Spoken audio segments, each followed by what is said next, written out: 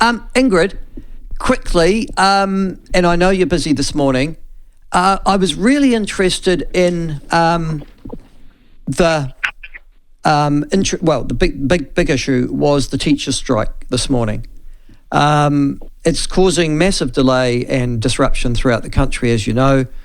A lot of parents, including me, are getting a bit toey about this now, and so a lot of students who are studying NCAs 1, 2 and 3. My daughter, to give you an example, Ingrid's missed out on 8 school days this year through either teacher-only days or industrial action.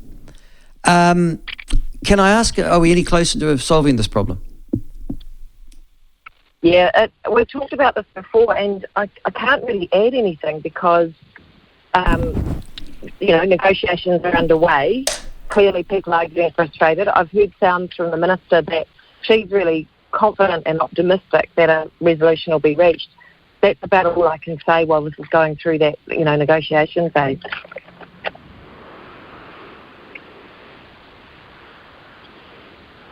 I've seen the offer that the government or the Ministry of Education have put to teachers, and I'll share that with my platform folk very soon. But it seems extraordinarily generous. Why are teachers being so bolshy, do you think? I don't know. I do know that there are, this has been decades in the making in terms of these pay inequities. It's similar to the nurses, so that's why we're seeing such massive jumps in what the offers are. And I know with nurses, a senior nurse previously was on 60-something thousand, is now on 90-something thousand. So quite extraordinary jumps without looking at the context. But if you look at the years of underpayment and playing catch up with other sectors, I think that's got a lot to do with it.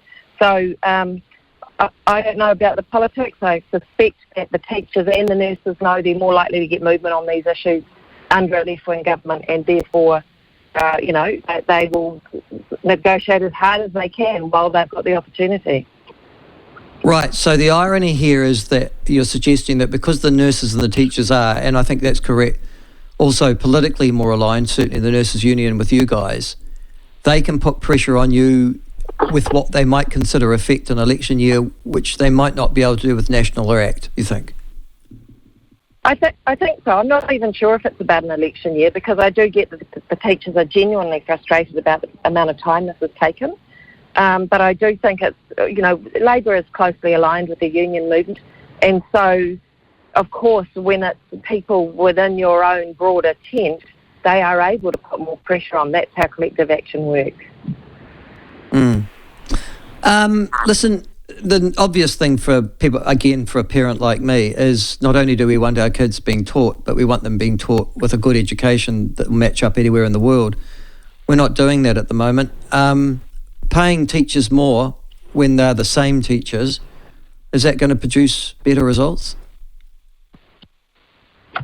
I don't think it's about that. I think what it is about is, in my view, excuse me, having spoken to a lot of teachers on the ground, is there's really goodwill around trying to do extracurricular activities. But I think in some ways it's become a tick box exercise. There isn't enough resource and enough time for the teachers that are taking on these roles to be doing all this extra stuff. And, I worry that the initiatives are top-down rather than being led from the coalface. It's good to have extracurricular activities and to have learning projects, but not at the expense of the basics, the 3 R's. And so I have heard from teachers that they just need more resource and they need more time resource. If that can happen, then they can do these projects really well. But until then, it feels like tick boxing. It puts pressure on them and they don't feel they can do their day-to-day job properly. So I think all of that is part of the negotiation. Well, they are getting 3 months holiday a year, so there's plenty of time there if they wanted to, in actual fact, increase it. I don't think that elephant in the room is still being addressed. All right, moving on. Te Pāti Māori. Chris Hipkins, I won't say he's dancing on the head of a pin, but he is, he doesn't want to send the message, but he does, I guess. Christopher Luxon, the National Party, ruled out Te Pāti Māori as a potential coalition partner even if they were needed on the night. What's the view of the Labour Party on this issue? I can't speak for the whole party. I can speak for my own view, which is, Labor's focusing on what we need to do to ease the cost of living pressures. The election's still a long time away. It sounds close, but as you know, 6 months or so is a long time in politics. So we'll cross those bridges when we come to them, but at the moment we're just focused on what we need to do to ease the cost of living. Would you be comfortable entering into a formal coalition arrangement with Te Pāti Māori, if required? I'd be comfortable getting into any formal arrangement with parties that have similar perspectives and policies. Well, is that Te Pāti Māori to you?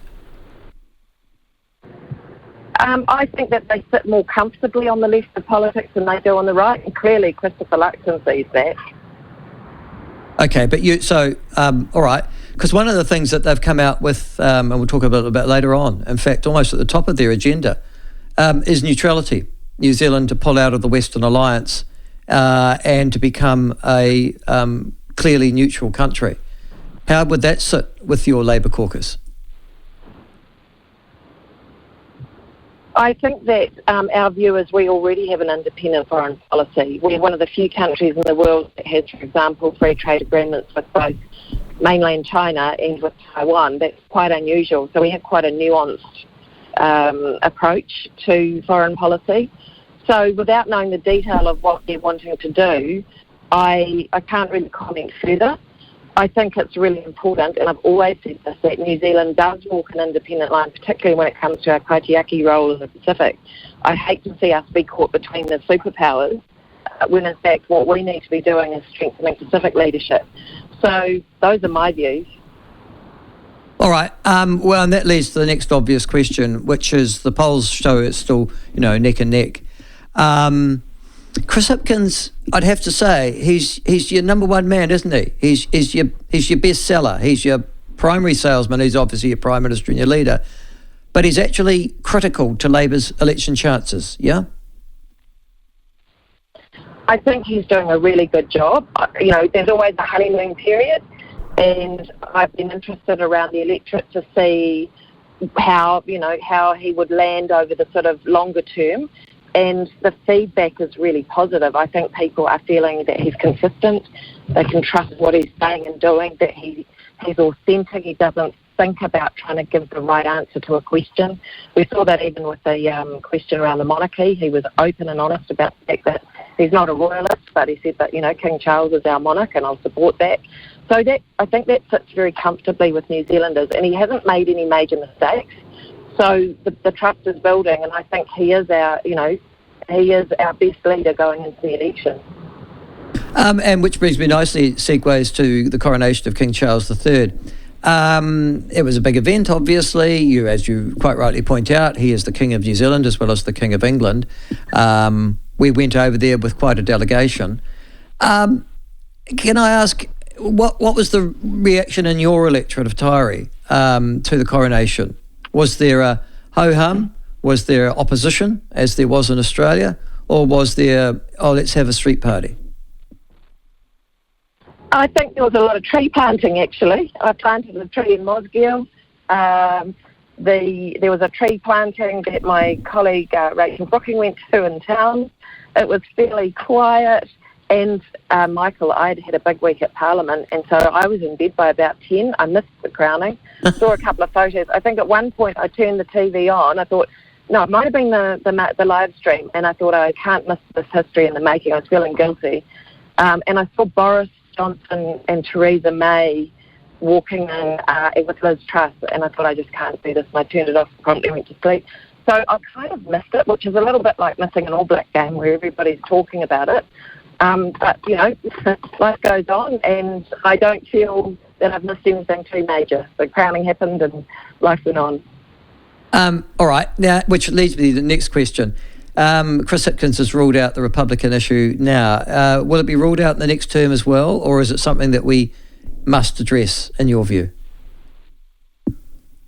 Oh, look, I have no idea. It's not high on my personal agenda, as I say, I slept through the crowning. At the moment, we're focused on bread and butter, so as long as the cost of living bites and as long as there's inflation and so on, I don't think this will be a high priority. Now, the other thing that happened, and perhaps the major story from your point of view, was that Grant Robertson, the finance minister, has found $4 billion, well, it's over 4 years, so I think it's $1 million a year, of savings, he says, that he can employ in the budget, which is going to be announced. What's it, next week, isn't it, Ingrid? Yes, it is. It's on Thursday. Yeah. What do you hope? I mean, I know that you won't know because you're a backbench MP and they tend to get very iffy about this, finance ministers. You sometimes wonder if cabinet ministers know what's going to be in toto in the budget. What do you hope that $1 billion extra will be spent on next Thursday? I want it to be on targeted assistance for those who are really squeezed by the cost of living. So, and we can debate whether that's middle income earners or people, I know it's still tough for people sort of around the 50 to 80,000 mark, but I'm really concerned for people in my electorate who, 26,000, some of them as low as $14,000 a year income. I want to see support for them so that they can afford to get food on the table, they can continue to heat their houses and get their kids to school, and that their kids can play, sports and that kind of thing. I'm really looking forward to targeted support that looks after my constituents. I don't know where you get those figures from. Forgive me, but I would think on the meanest budget you'd be earning more than $14,000 a year. Are you talking about single unemployed people who can't get an accommodation benefit or something? Are you?